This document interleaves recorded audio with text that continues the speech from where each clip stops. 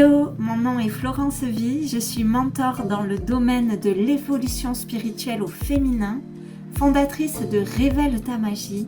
J'accompagne les femmes connectées, intuitives et engagées à vivre une vie guidée chaque jour par l'âme et le cœur. Ce qui m'anime, c'est un monde où les femmes se révèlent et rayonnent la lumière de leur âme. Si tu souhaites incarner tes plus belles fréquences au quotidien et recherches des partages, des astuces, des conseils, une vision, alors tu es à l'endroit parfait. Bienvenue dans mon univers et dans le podcast Les Magiciennes.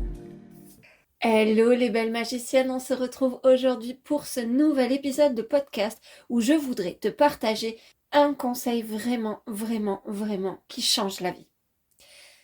Pour t'en parler, je vais prendre des exemples, donc je te laisse ouvrir grand tes oreilles et voyager avec moi dans ce conseil-là. Ce dont je voudrais te parler, c'est de cette fameuse phrase, tu sais, qui dit que tu crées ta vie, que nous sommes des créateurs de notre vie et de tout ce que l'on peut dire autour de la loi d'attraction qui est que, en gros, tes pensées créent ta réalité. Je voudrais t'amener ça d'une manière vraiment tellement claire que tu deviennes experte là-dedans.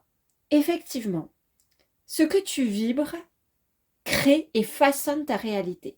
Ce que nous permet aujourd'hui de comprendre la physique quantique, c'est que la manière dont tu vibres va comme sculpter la forme de ta réalité. Qu'est-ce que ça veut dire concrètement? Ça veut dire que ce que tu vibres va donner forme à ce qui se passe dans ta réalité. Il y a des travaux qui permettent de mieux s'imaginer ça parce que ça on dirait un peu comme un concept. Et je voudrais te parler de deux personnes qui ont créé des travaux vraiment extraordinaires. La première, c'est Masaru Emoto. Tu remarqueras mon super accent japonais parce que j'ai une fille qui fait du japonais, donc on ne dit pas les R. Avant je disais Masaru Emoto, ça n'existe pas les R en japonais. Masaru Emoto, ce qu'il met en avant, c'est le fait que ce que tu projettes en fait sur une réalité va lui donner une forme particulière. Là, en l'occurrence, lui, il a travaillé avec de l'eau, donc il a tout simplement gelé des cristaux d'eau, il les a pris en photo et à chaque fois, il a envoyé une intention, une parole et donc une vibration particulière. Donc il a fait ça avec des paroles ou des intentions vraiment d'amour, que ce soit des chants sacrés qui prennent la lumière, l'amour, que ce soit des paroles, que ce soit des mots écrits sur des papiers collés sur la petite éprouvette d'eau.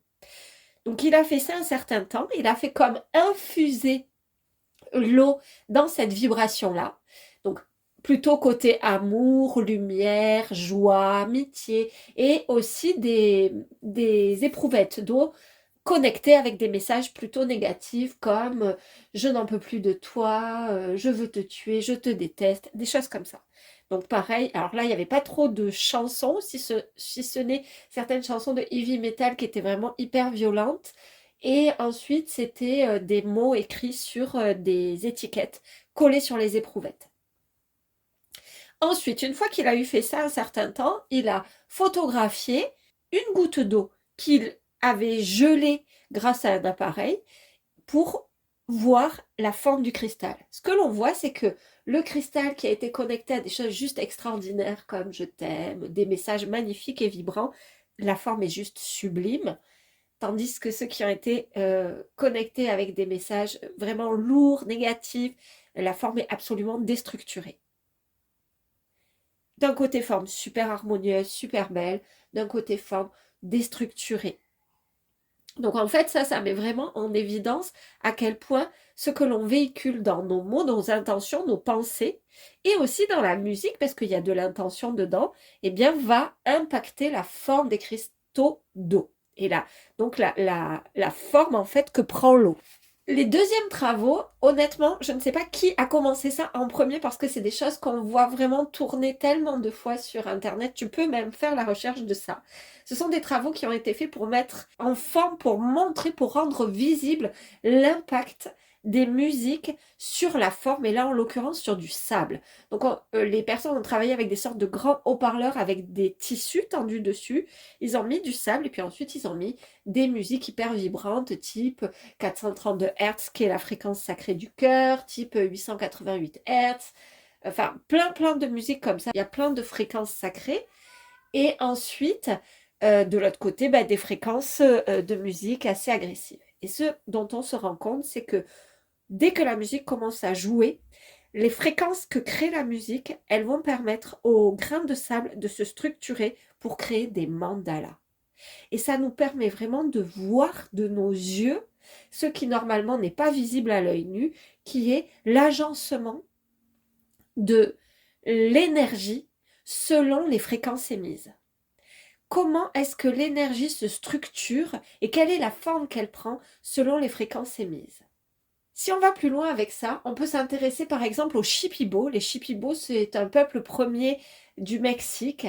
Et chez les Shipibo, les femmes, elles vont connecter une sorte de vibration de l'âme qu'elles vont retranscrire en tissage.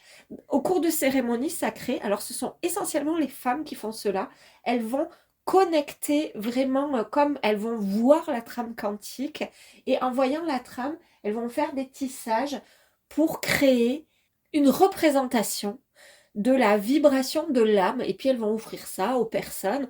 Moi j'en ai un qui est en lien avec la fréquence de mon âme que j'aime tellement, tellement.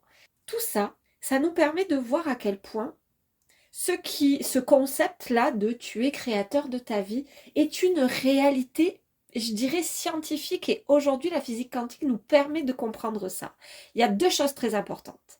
La première, c'est que ce que tu vibres va donner une forme comme les cristaux d'eau de Masaru Emoto, comme le sable sur les haut-parleurs.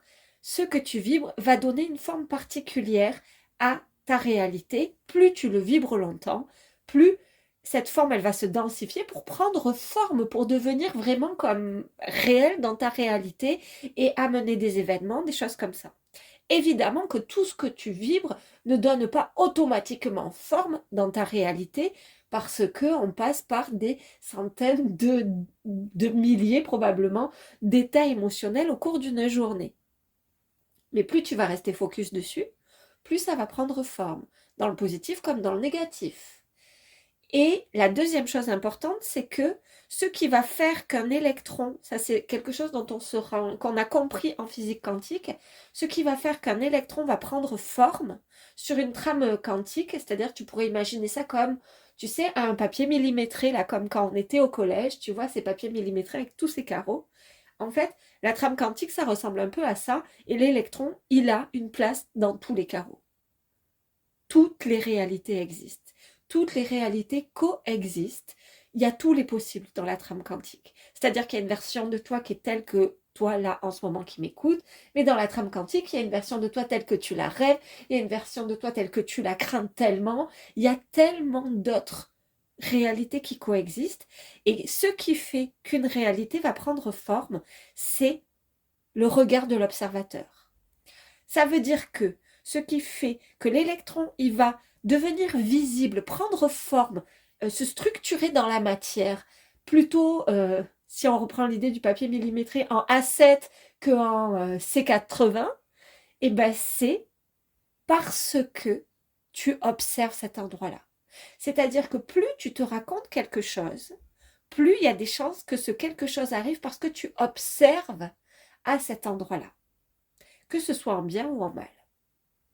Je voulais te partager ça aujourd'hui parce que ça me semble vraiment super important et te dire que je ne te partage pas ça par hasard. Je voudrais te parler de quelque chose qui s'est passé pour moi ces 2 dernières semaines. Pour des raisons sur lesquelles je ne vais pas m'étendre là sur le podcast, je me sentais absolument épuisée.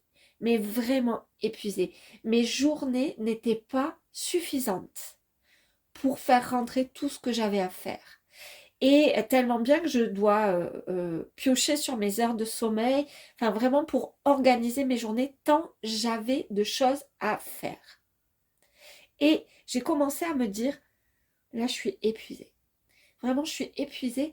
Et à force, comme de me dire ça, parce que je sentais bien, tu vois, que j'avais beaucoup plus de difficultés à me concentrer, à force de me dire ça, j'ai commencé à me dire, oh, mais imagine, tu fais un burn-out. Imagine tellement tu n'y arrives plus là, tu fais un burn-out. Alors tout va bien, ne vous inquiétez pas pour celles qui écoutent. Il y avait il y a mon travail, hein, mais il y a aussi, il y a eu plein de choses là dans ma vie en dehors de ça. Et j'ai commencé à penser ça. Et puis, à un moment donné, je me suis dit, mais Florence, est-ce que tu veux vivre une vie comme ça? Est-ce que ça te va de vivre une vie comme ça? Ok, toi, tu sais à quel point tes pensées, ce que tu vibres, crée ta réalité. Donc, commence. Tu peux pas enlever des choses à faire. Ce que tu peux, parce que là, il y a tout ce que j'avais à faire, je devais le faire. Tu peux pas enlever des choses à faire. Là où tu as une véritable magie, un véritable pouvoir, c'est de changer ta manière de voir ça. Et à chaque fois que j'ai commencé à me dire, je suis épuisée, je me disais, je suis tellement en gratitude pour l'énergie qu'a mon corps. Parce qu'il est clair que je fais partie des personnes qui ont vraiment beaucoup d'énergie. Donc je me disais, je suis tellement en gratitude de ça. Ok, je suis tellement en gratitude. Puis j'ai commencé à me dire, je suis tellement en gratitude d'avoir un travail qui me permet de faire l'accompagnement que je fais avec quelqu'un de ma famille actuellement. Je suis tellement en gratitude de ça. Je suis tellement en gratitude de pouvoir faire ça. Je suis tellement fière d'avoir créé une vie où ma priorité, c'est pour mes proches, pour les gens que j'aime. Je suis tellement heureuse de ça. J'ai commencé à me dire ça plutôt que je me sens épuisée. Mon Dieu, est-ce que je vais y arriver? Ça a tout changé. À partir du moment où j'ai commencé à me dire ça, mes idées, elles étaient tellement claires que quelque chose qui me prenait 1 heure et demie parce que j'avais 1000 idées et tellement de fatigue dans ma tête, ben là, ça me prenait une demi-heure. Du coup, j'avais 1 heure pour autre chose. J'ai commencé à me dire, ok, comme je sens là que je suis fatiguée, plutôt que de me dire je suis épuisée, je vais me dire, ah, là, je sens que j'ai besoin d'un temps de pause. Et donc, de m'octroyer des pauses de 5 minutes, de 10 minutes. J'ai commencé à faire des trucs que je faisais plus depuis vraiment longtemps. 5 minutes, 10 minutes. Tout a changé. Ce que je veux te partager avec ça, c'est pas t'amener un concept un peu miracle et te laisser t'en dépatouiller. Je veux te dire à quel point ça marche. C'est pour ça que je te raconte cette histoire-là, parce que des années de développement personnel et spirituel, j'en ai vraiment beaucoup et on n'est pas derrière moi, je veux dire, et on n'est pas à l'abri aussi des aléas de la vie et se projeter dans une vie magique, dans une vie de magicienne, ça ne veut pas dire que la vie, elle sera toujours toute lisse. Par contre, ça veut dire que nous, on peut la traverser avec tellement plus de conscience et donc tellement plus de fluidité et de joie. Donc, s'il y a une chose à retenir de cet épisode aujourd'hui, c'est que ce que tu penses, ce que tu vibres, ça va impacter ce que tu vis, ta réalité. Donc quand tu sens que ce que tu vis, que ta réalité, franchement, c'est pas ça que tu as envie de vivre. Plutôt que d'essayer de changer les événements extérieurs, commence à observer les choses autrement. Plutôt que de te dire, par exemple, comme moi, là, je suis épuisée, tu peux te dire, non mais je suis en gratitude en fait. Je suis tellement en gratitude de pouvoir avoir la place de faire ça. Parce que c'était une réalité. Je peux proposer un accompagnement d'une qualité parce que mon corps, il a tellement d'énergie. Parce que la manière dont j'ai créé mon entreprise fait que je peux me lever à 4h30 du matin et travailler plus tôt et être disponible à partir de 9h du matin. C'est possible pour moi. Et c'est une chance. Puis toi, si tu n'as pas une entreprise, c'est pas grave, elle n'est pas là. Tu vois, ta vision de la gratitude, elle ne sera pas là, mais c'est évident qu'il y en a. On peut toujours voir ça. Voilà ce que je voulais te partager aujourd'hui. Je t'embrasse très très fort. Je vous embrasse à toutes, chères magiciennes. Vous êtes de plus en plus nombreuses à écouter. Je serais vraiment heureuse de vous lire. Dites-moi de quoi vous avez envie que je vienne vous parler. Je serais tellement heureuse de ça, tellement heureuse de pouvoir échanger avec vous. J'ai envie de vous dire que je lis tous vos mails et que je réponds à tous les mails que je reçois. Je lis tous vos DM sur Insta et je réponds à tous vos DM. Alors, surtout, venez me rencontrer. Si vous avez une question, si vous avez un élan, si vous avez une envie, venez, on connecte ensemble. Moi, j'adore connecter avec les personnes qui m'écoutent. Je vous embrasse très, très fort. Je vous aime, je vous envoie tellement d'amour.